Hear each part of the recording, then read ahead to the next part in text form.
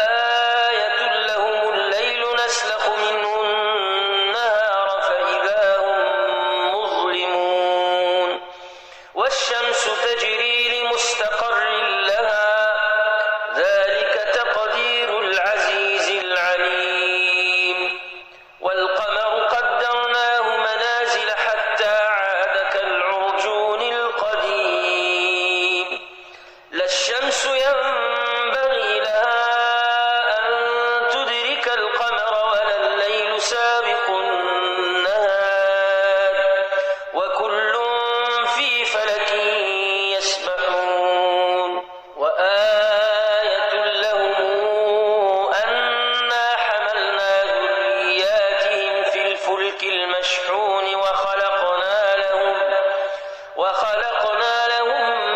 من مثله ما يركبون وإن نشأ نغرقهم فلا صريخ لهم ولا هم ينقذون إلا رحمة منا ومتاعا إلى حين وإذا قيل لهم اتقوا ما بين أيديكم وما خلفكم لعلكم ترحمون وما تاتيهم من آية من آيات ربهم إلا كانوا عنها معرضين وإذا قيل لهم أنفقوا مما رزقكم الله قال الذين كفروا للذين آمنوا أنطعم من لو يشاء الله أطعمه إن أنتم إلا في ضلال مبين ويقولون متى هذا الوعد إن كنتم صادقين ما ينظرون إلا صيحة واحدة تأخذهم وهم يخصمون فلا يستطيعون توصية ولا إلى أهلهم يرجعون ونفخ في الصور فإذا هم من الأجداث إلى ربهم ينسلون قالوا يا ويلنا من بعثنا من مرقدنا هذا ما وعد الرحمن وصدق المرسلون إن كانت إلا صيحة واحدة فإذا هم جميع لدينا محضرون فاليوم لا تظلم نفس شيئا ولا تجزون إلا ما كنتم تعملون إن أصحاب الجنة اليوم في شغل فاكهون هم وأزواجهم في ظلال على الأرائك متكئون لهم فيها فاكهة ولهم ما يدعون سلام قولا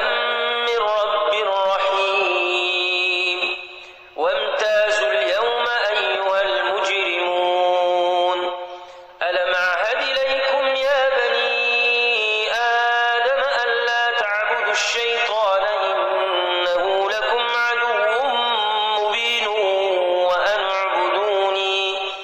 هذا صراط مستقيم ولقد ضل منكم جبلا كثيرا أفلم تكونوا تعقلون هذه جهنم التي كنتم توعدون اصلوها اليوم بما كنتم تكفرون